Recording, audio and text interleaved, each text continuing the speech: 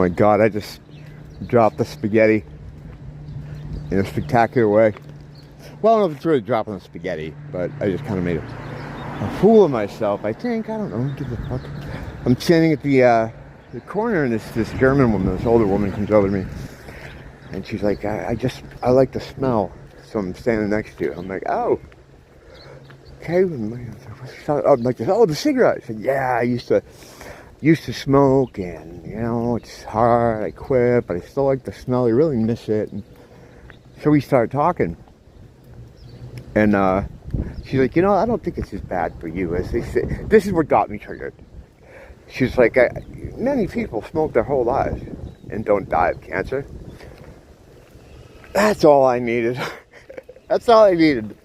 And fucking the spaghetti starts dropping all over the fucking street. Like the cigarette that just flew out of my hand. 10-minute rule. So I'm like, you know, we've been lied to about this. I said, when have you ever seen the government go out of its way to get you to do something that's for your benefit? I mentioned the truth movement on commercials in the 1990s. I was like, I don't know if you're in America then or whatever, but a huge push was made to get people to stop smoking. They spared no expense with this campaign, with advertisement, money, print, TV. It still goes on now. You know, you still hear about truth, you know, smoking truth. Not as much, but it's out there. And plus, every store you go in, these big signs about how it's absolutely going to kill you. The pack is going to kill you. Surgeon General says. And I'm like, last time I fucking checked, the last Surgeon General we had was like a transgender person. So yeah, so I'm not taking any fucking advice from something like that. Sorry. I have a little bit of a. I have to cut a promo later on the LGBT people, of which I am unfortunately one. But you know, so I start going into this whole thing, you know, about how a lot of the reason they don't want us smoking is because of the benefit to us. I said a lot of the food we eat has nicotine in it. What are you talking about? Let's say pears, beets, help me, peppers have a high nicotine count in them. You can find this stuff. You can look it up yourself. So I said, but mainly what they want to, the reasons why they don't want us smoking is because of the benefits it gives us in a spiritual realm. I said, there's a visible world that you can't see. I said, I know it sounds crazy, right? But there's a lot of benefit that consuming tobacco with nicotine gives you in the spiritual realm. And at that point, I think I just saw her like, oh God, how do I get one of these people walking? And I was, you know, she's going my way, so I'm walking with her talking. And as I'm trying to make it more palatable for the conversation, I just seem to be making it worse. I was going to go in the store to get a coffee, but she was going there, and I just, I don't want to horrify this woman. But, yeah, that's the thing. It's like you can't, how do you share this information with people? You know, I would like to have, I should have just probably cut her off as, you know, there's a lot, you know, I'm suspicious because they're so against you doing it. Anytime the powers that be are really against you doing something, it needs to be investigated. I think the government doth protest too much, and when they do, there's usually a reason. It has to do with that, and also, I don't know if I've ever gone into the smoking, nicotine, truth thing here. I should probably do a video on it, but there's a lot to it. But most of the reason is because of the stuff that goes on with you in the spiritual realm, especially in dreams, right? So, how do you explain that to a person? You just look like a crazy person, you know? And I'm like, yeah, I know it sounds crazy, but, and she's like, well, I gotta go into the store now, you have a good day. But, you know, I'm looking at it like, hey, I was just standing on the corner minding my own business. You want to interact with me? You gotta just roll the dice, you know what I mean? Got a really nice email from someone that watches the channel. I felt bad because no one uses email anymore. Like, I never get emails. It's pretty rare that I do. But I always tell people, you know, if you have something you want to talk to me about, or if there's ever anything you see in the episodes, whether it's a GIF or a piece of information or a question, whatever the hell I show or I talk about, just hit me up, and I can send stuff to you, whether it's information or you know, just like a meme I use that you want or whatever. But no one really hits me up there, because usually people want to say something, they just put in the comments, or they hit me up on X. I get DMs from people that watch the channel over there. Some people don't want, like, to be out there as known as watching a channel like mine. I understand that, so they're not as comfortable posting in the comments. I've had other people that work here in different jobs that were giving me information about the immigration takeover here that's happened and pretty much ruined this fucking neighborhood with all the violence and shit. I had people giving me stuff there on a anonymous basis, and so this guy, I'm not even going to say he's from, he's outside the U.S., but he it was like, this is what I mean when God, you know, talks to you. It's not words, it's not feelings, and sometimes he talks to you through other people or circumstances. I'd had recently, not, you know, I wasn't ever having a crisis about it, but I was just kind of thinking about what I'm doing here, because I've been doing this for 3 years, basically the same kind of thing. And, you know, I was having some thoughts about changing it up. I'm trying to make the episodes longer now and doing them less frequently instead of every day. I don't know why, just to do something different. And hang on a sec. Another consequence of the immigration here is that, well, mainly it's more a consequence of kicking out all the Pacific Islanders.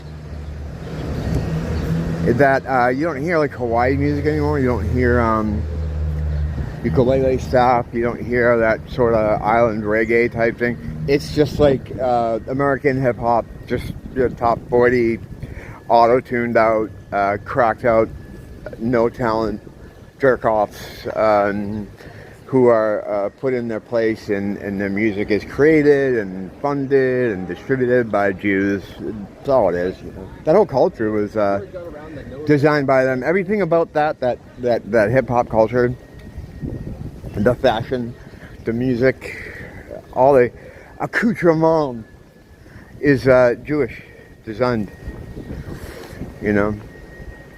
So when you have black people make fun of white people for having no culture, it's like, at least my culture wasn't created by fucking Jews.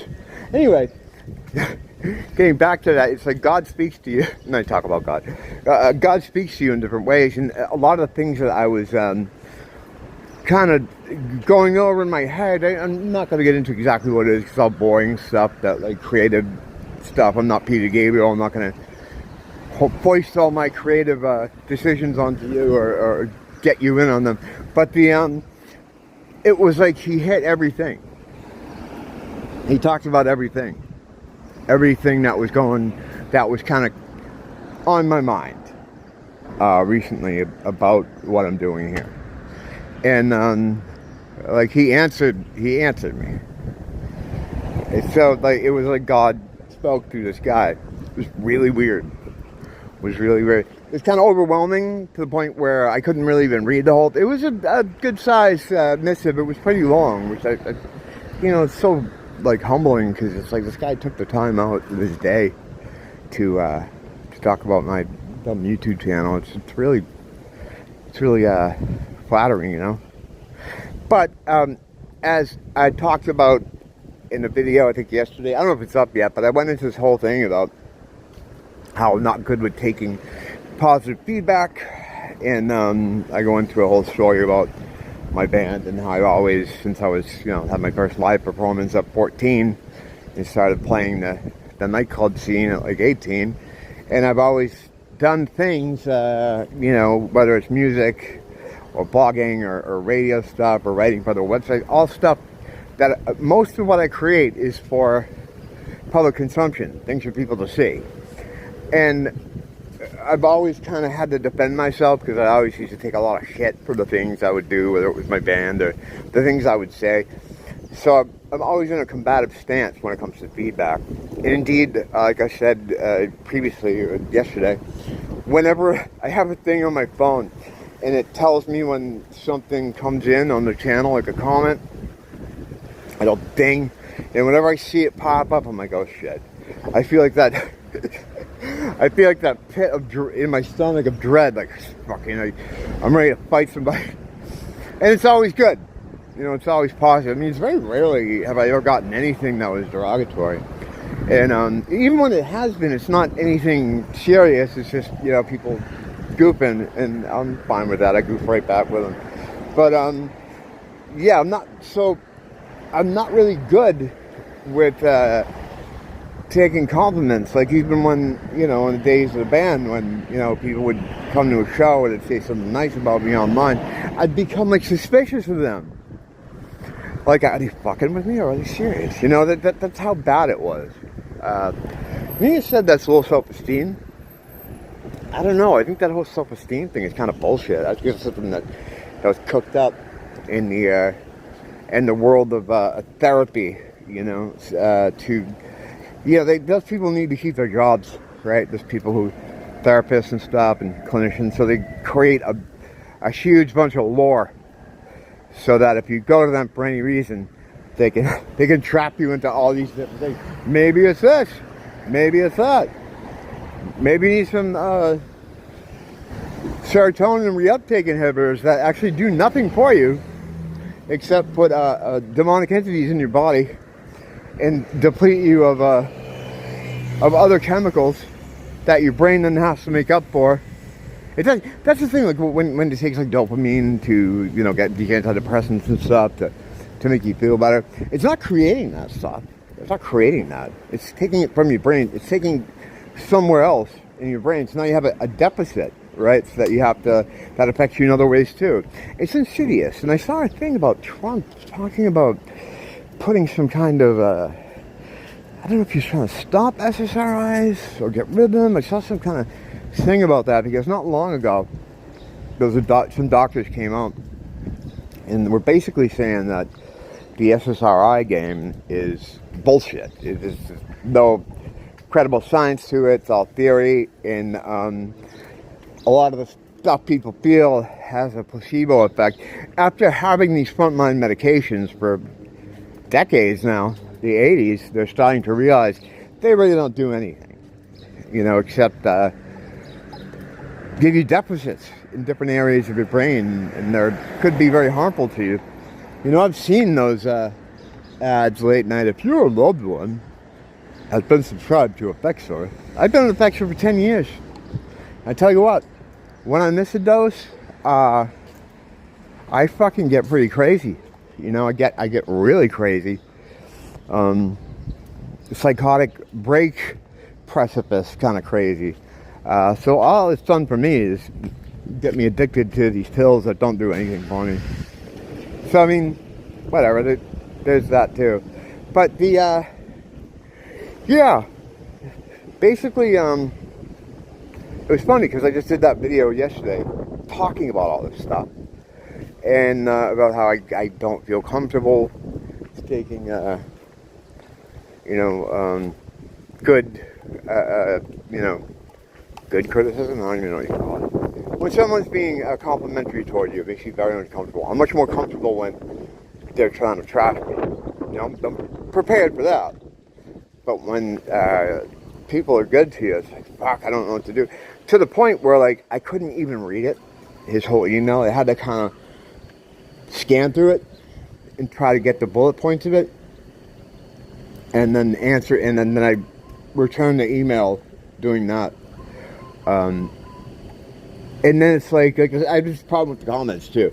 When someone writes a nice comment, you know, a lot of times the doctor puts something in there that, like, he really thinks about stuff. An effort is made. I feel like shit. If I don't make at least a good enough effort in my response, then I suck, you know. So I always feel like I have to, you know. I mean, I appreciate it, of course. I'm not saying it's a bad thing. It's a good thing. My fucking hang-ups are the bad thing, and I don't know why it is that way. But I started reading it, and I'm just like, my body's squishing into itself. I'm just like, oh, that's so nice. What a nice guy. I can't read it. You know? So I kind of scanned through it, and I got back to him. But he made some good points about some things. He was just pointing out things that that I was thinking about. Like about the channel, and he touched on, you know, I don't want to get into it or whatever, but he touched on all these things that have kind of been on my mind. To me, that's God. God will answer you. It's just sometimes, like I said this a million times, it will come to you in like signs or numbers or things you read or stuff that sometimes it's an angel who shows up and tries to talk to you. You blow him off because you think he's just a crazy homeless guy, and then he has to try again like 6 months later, and then you still don't know it's an angel until you go home and put it all together, and you're like, wow, that's cool. And he answered a lot of stuff just in a small interaction we had, you know. And then a year later I saw him again and didn't know it was him until I went home again. It's just the supernatural shit works like that. I used to be that way with demons, like, what the fuck was that? And now it's like, I know. Now I look for it. So that's why, in a way, I feel like I should be doing that, and indeed, that's why I do that, but I haven't had much luck lately, you know. And the last couple sightings, or demon spottings, were kind of, you know, disastrous. That last one was, I videoed it when it was happening, and, you know, basically just, at some point, I go from trying to talk to the guy to, he's trying to stay away from me, and I'm chasing him around the bend. Or the day I followed that lady for blocks because they were taunting me from in her body. If you don't know what I'm doing, right? I just look like a fucking crazy person stalking these people. I'm just stalking them now. Right there, shitty hip hop. Can't tell you the last time I've heard island music. Well, the islanders fucking gone. I get fucking so excited when I see a couple Samoan Jews. I'm like, yeah, hey, I remember you guys. I know you hate me because of Mahali, but I wish you guys were here because it was you didn't like randomly attack people for no reason. You know, as long as people didn't get in their face, people like that were usually pretty cool. Never had a problem with them. These people to replace them with are out there looking for a problem. If you get in their vicinity, they immediately start talking to you. And I see stupid fucking people all the time. Like, because they want to be cool. Like, oh, yeah, I'm progressive. I'm not, you know, I want to prove to these guys I'm not racist. Hey, fellas, how you doing? Yeah, you just moved here? Oh, that's great. Boom. We wish you a Merry Christmas. We wish you a Merry Christmas. What happened? Why am I hearing Christmas music? Sir, you've been to coma for 6 months. That's what happens to them, and you know what? It's deserved. It's deserved. It's people like that, the enablers that make things really bad. A wolf is a wolf, right? If you don't let it in the hen house, no problem. And when you let it in the hen house, if you go up to the wolf and be like, hey, we're all glad to see you here. We like wolves. We're not anti-wolf. We're not wolf racist. And then they eat everybody. Whose fucking fault is that? Because the wolf's just going to do what it does. It's the fucking retarded hens. Some chickens, too. Mostly the hens, though. The hens put more people in danger than anyone. I don't trust those bitches. Actual hens, too. I don't think they always seem to have an agenda. With googly eyes, can walk sideways. I don't trust those fuckers. Can you eat them? Probably. Yeah, probably. I don't know. I didn't even know they could fly until like I put up a short couple months ago, and I saw one on a wall, like a chicken. I'm like, what the fuck did it get up there? Everybody comments like, he has wings. Sometimes things are like right in front of me and I don't see them. It's my triple-digit IQ at work. Thanks for dropping in. It's always good to see you. Till next time, don't blame the teacher. Blame the school.